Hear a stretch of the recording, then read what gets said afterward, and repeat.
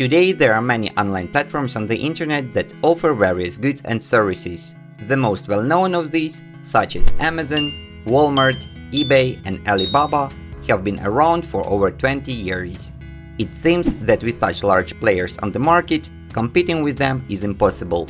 However, there is a company that grew from zero to a valuation of $60 billion in just 3 years. And now not only successfully competes with the well-known marketplaces, but also changes the rules of doing business and the concept of online shopping in general.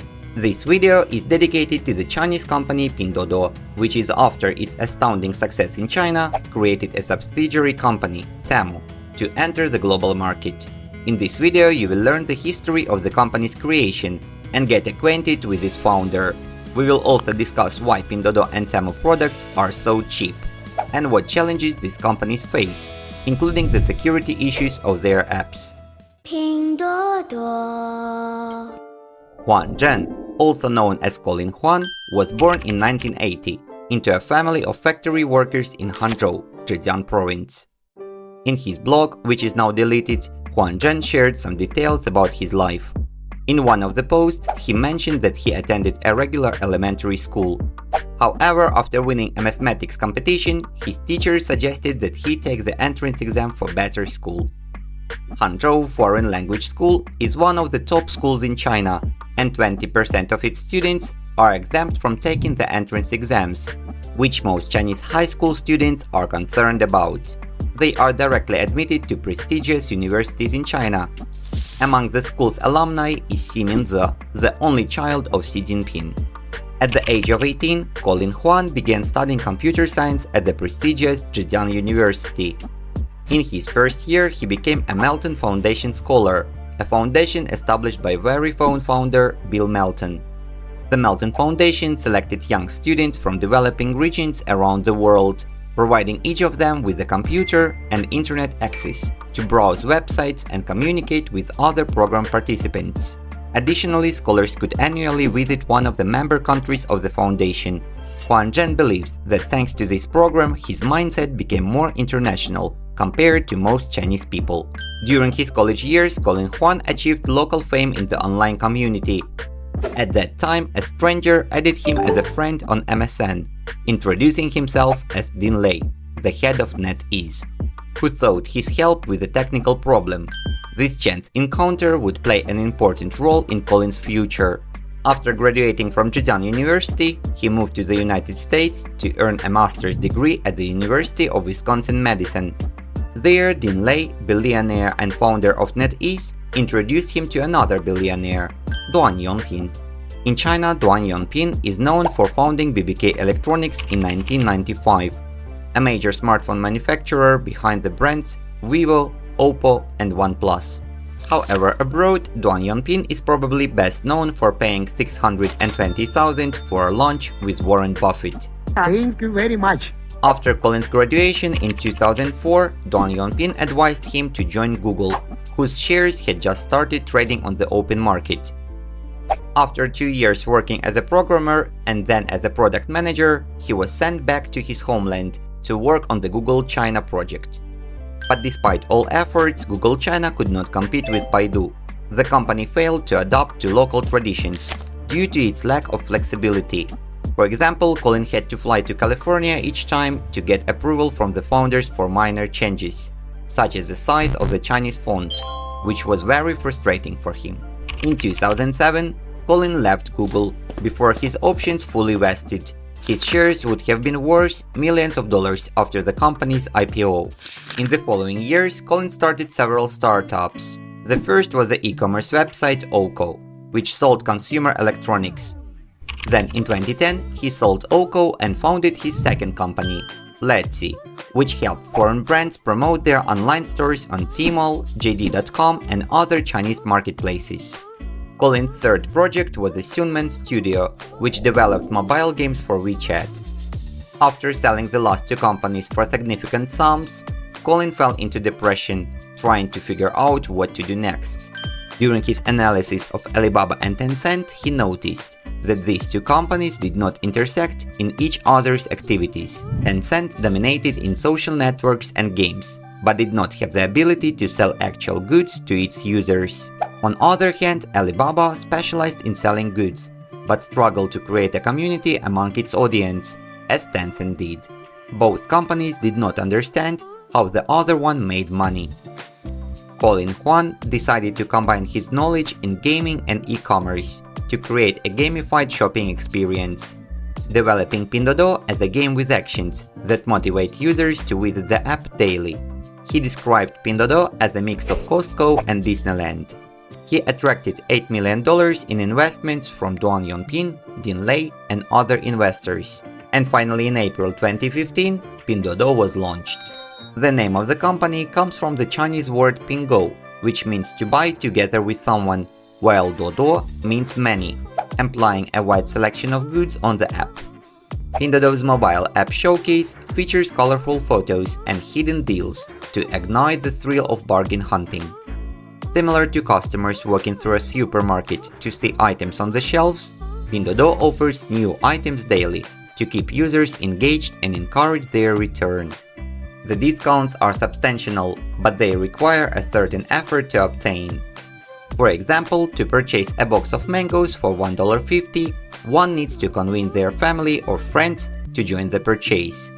This approach has attracted numerous buyers and sellers, leading to increased advertising on the platform, which is one of the main sources of revenue for the company.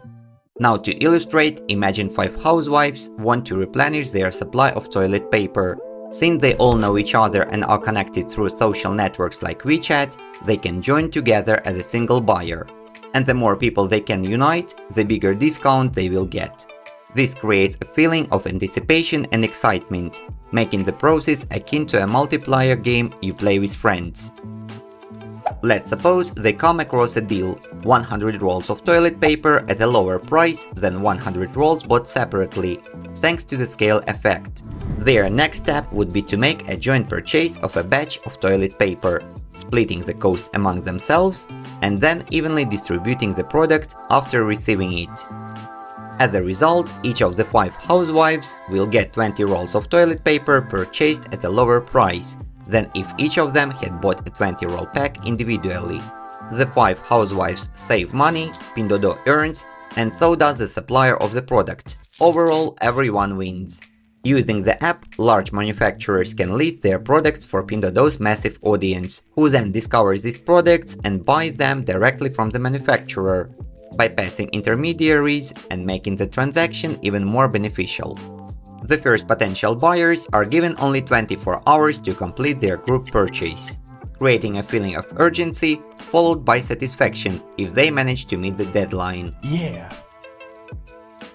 Furthermore, the app features a game where users can spin a wheel, which then awards them coupons if the pointer lands on a winning position. After receiving the coupons, there is a limited time, just 2 hours, to use them before they expire. And of course, the user makes a purchase before losing the coupon. Additionally, customers often receive notifications about promotional offers that may interest them.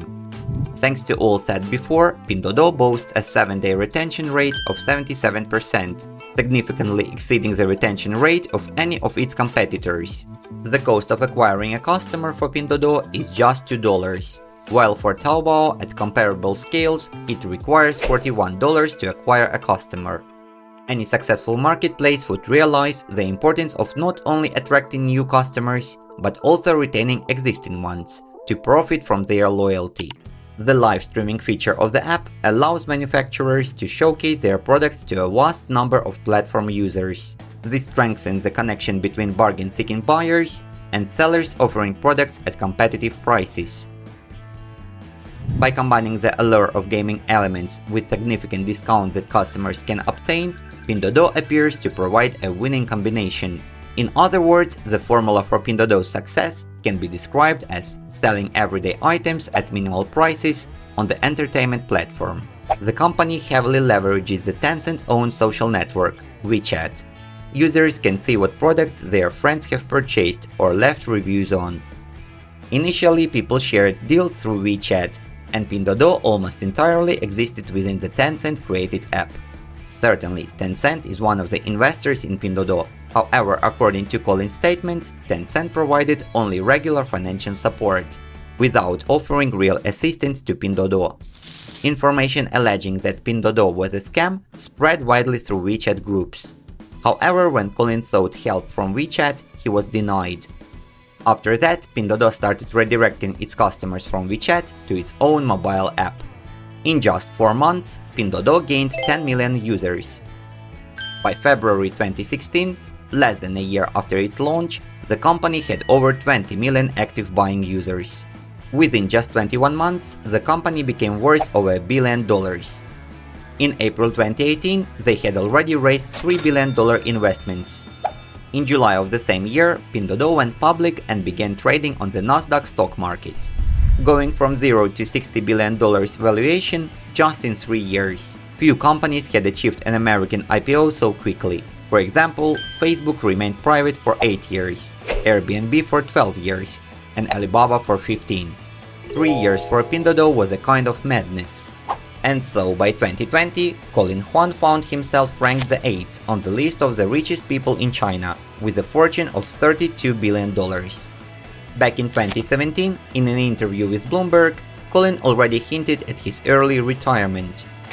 At the end of the article, it was briefly mentioned that he wouldn't work there forever. He referred to his admiration for how Benjamin Franklin left the business at the age of 40 to focus on science and politics. Colin also had a role model in his friend and mentor, Duan Yongping, who left BBK at a relatively young age to invest, and who now lives in the United States. Of course, many wealthy individuals openly think about retirement, but only few actually follow through with it. Therefore, in 2020, Pinduoduo investors were shocked when Colin Huang sold 30% of his shares and stepped down from leadership positions in the company. Initially, he resigned as CEO, and a year later he stepped down as chairman. The company lost $50 billion in market value. In his resignation letter, he stated that in retirement he planned to focus on life science and agriculture. According to current information, Colin Huang's resignation from Pinduoduo was not related to political pressure or government intervention, as was the case with the resignations of Jack Ma and ByteDance founder John Imin. As we can see, he simply wanted to enjoy his wealth, which by 2024 he had only increased, reaching $53 billion. Today he ranked the 24th among the richest people in the world and 3rd in China. After Colin's leave, instead of him, Pinduoduo was led by Chen Lei, who has significant experience in computer science, particularly in machine learning and data science. Even in his teenage years, he participated in the International Olympiad in Informatics, a prestigious competition for school students from around the world. He won a gold medal in 1996 and a bronze medal next year. Later, he studied computer science at Tsinghua University in Beijing, and then pursued a PhD in computer science at the University of Wisconsin-Madison, the same university where Colin Huang also studied. After completing his education, Chen Lei interned at Yahoo, IBM, and Google, another company where Colin Huang had worked. Returning to China in 2007, Chen Lei was involved in all the startups created by Colin Huang. At the time of Colin's resignation from Pinduoduo, they had worked together for over 13 years.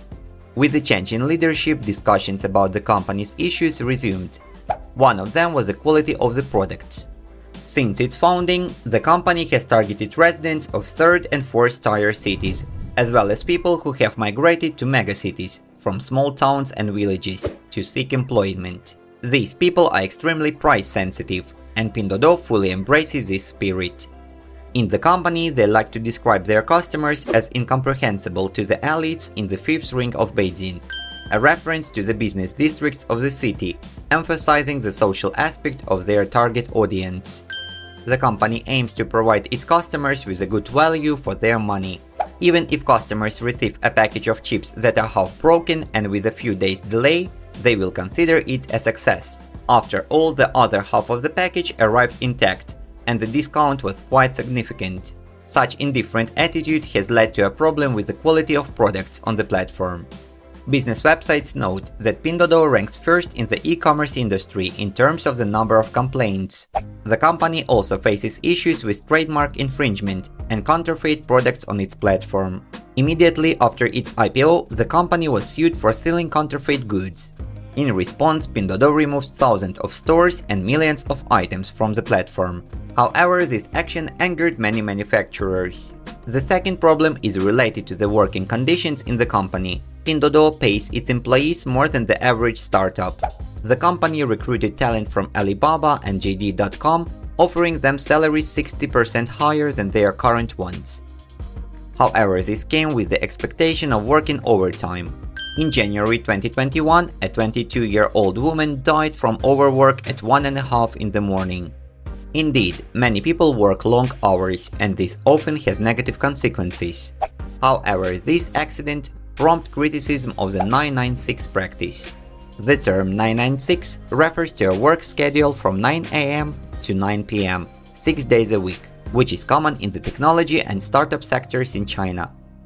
Shortly after the incident with the woman, former Pinduoduo front-end developer Wang Taixu released a 15-minute video, accusing the company of coercing employees to work over 300 hours per month. Wang Taixu also claimed that he was fired after he posted a video of an ambulance arriving for an employee who became ill due to overwork. Pinduoduo, on the other hand, stated that Wang Taixu was dismissed for extremist remarks, essentially accusing him of lying. In January 2021, an employee in Changsha committed suicide by jumping out of a window. The employee was on probation but had shown good enough performance to continue working at the company. Naturally, the 996 schedule is associated with other, less serious aspects of Chinese working life. The most significant uproar, however, stemmed from security issues with the Pinduoduo app itself. In China, there is a data security company called Shenlan Dongcha, or Dark Navy. In February 2022, they published 10 articles detailing security vulnerabilities relating to the information of some Chinese internet companies. One of the articles mentioned that a well-known marketplace had investigated vulnerabilities in Android devices, allowing hackers to breach users' devices, automatically install applications, gain all permissions in settings, and track information about other apps. These disclosures sparked widespread concern within the industry. While the article didn't directly name Pinduoduo, it's presumed to have been done to avoid lawsuits. This information quickly spread overseas and caught the attention of Google, which conducted numerous studies on vulnerabilities in the background operation of Android devices and publicly announced such vulnerabilities. After its research, Google confirmed that Pinduoduo was indeed exploiting vulnerabilities in the background operation of Android devices to intercept information from customers' phones. As a result, in March 2023, Google announced the removal of Pinduoduo from the Google Play Market, labeling the application as malware. The removal of Pinduoduo from the Play Market sparked significant outrage, because Pinduoduo has a foreign listing and is traded in the US. The company's stocks plummeted sharply, with the market capitalization decreasing by approximately 10% in a single day, or by $100 billion. However, Pinduoduo chose not to react to this event, pretending to be unaware of what was happening. In March, Kaspersky Lab also published a report alleging that Pinduoduo employs hacking methods. Firstly, there is silent downloading. If you haven't downloaded the mobile app yourself, but simply clicked on a link sent to you, it automatically installs on your phone without your consent. According to Kaspersky Lab's report, Pinduoduo uses this method to add 50 million users annually. Secondly, after downloading the app, it automatically gains administrator privileges using Android vulnerabilities, allowing it to access information from your photos and messages, including other apps. Analyzing information from calendars, address books, contacts, and chats from other apps, Pinduoduo creates detailed user profiles without their consent. This not only violates their privacy, but also creates a potentially dangerous situation for data security. Pinduoduo used this information for targeted advertising, and even to track your behavior on competitors' websites, analyzing what products are frequently purchased there to improve its recommendations of similar items on the platform. This is one way Pinduoduo attempts to outmaneuver its competitors. The credibility of these reports is supported by the fact that the research was conducted by companies from conflicting countries, Russia and the US. Later, CNN conducted its own investigation, during which a Pinduoduo employee agreed to an anonymous interview.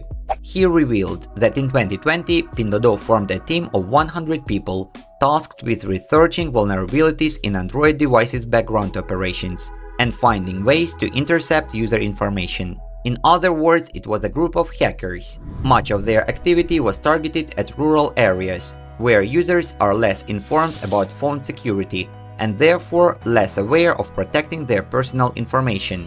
This activity continued for 3 years, until it was uncovered. Afterward, Pinduoduo disbanded this team, but interestingly, out of the 100 people, 80 were transferred to Pinduoduo's international division, as the company is now actively expanding into the global market under the name Temu.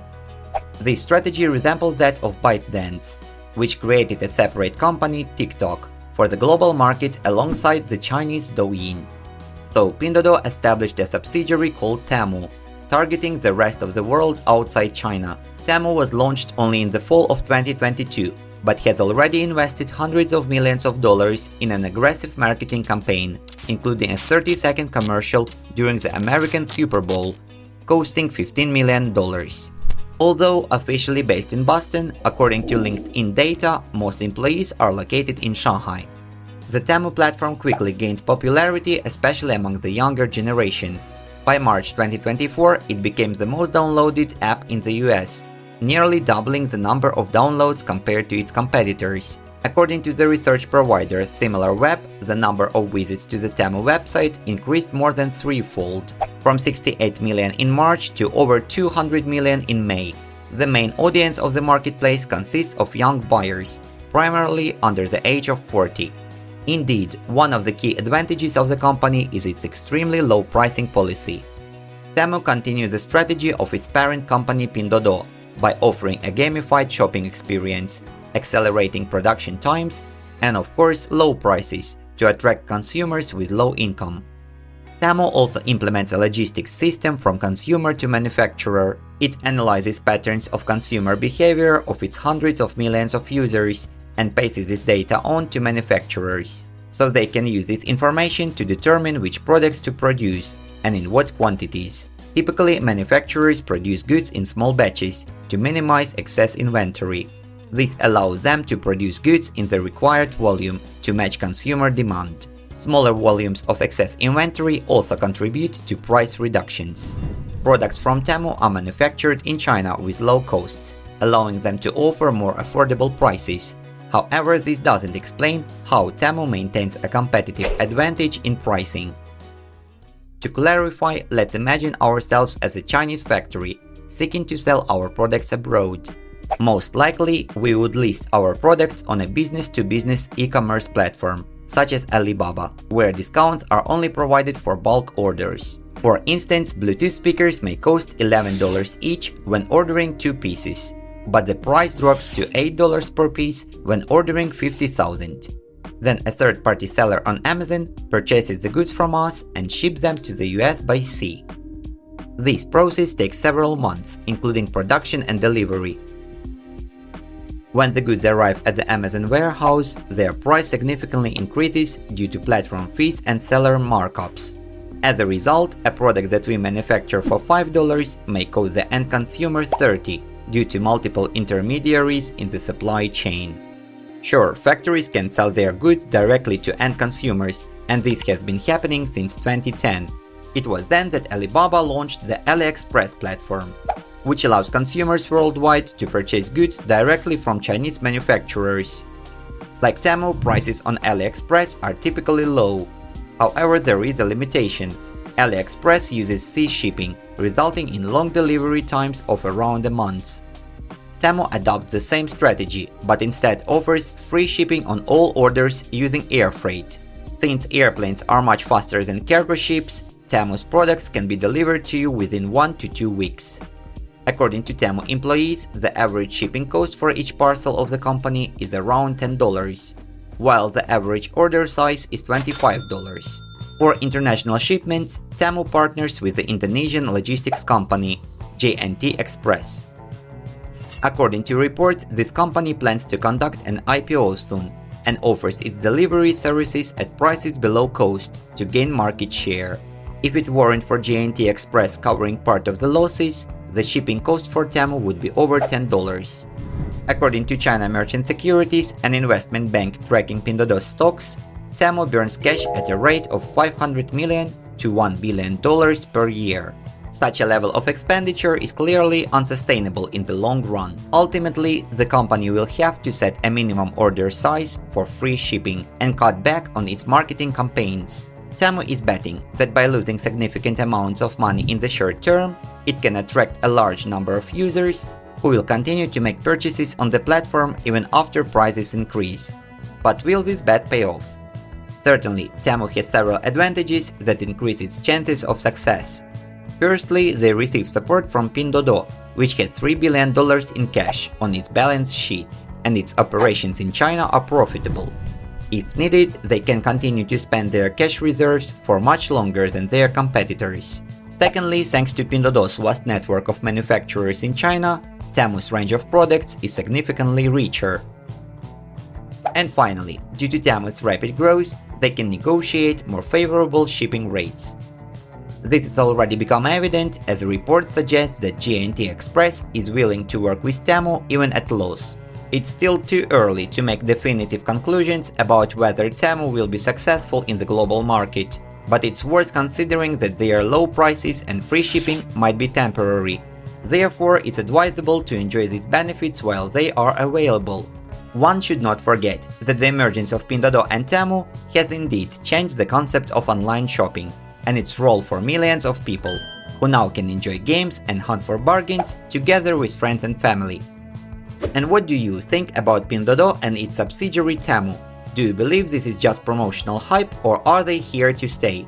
Thank you for watching. If you enjoyed the video, please support me by subscribing, hitting like button and writing a comment. It really motivates me to create new videos. In the meantime, you can check out other videos on the channel. Thanks again and bye.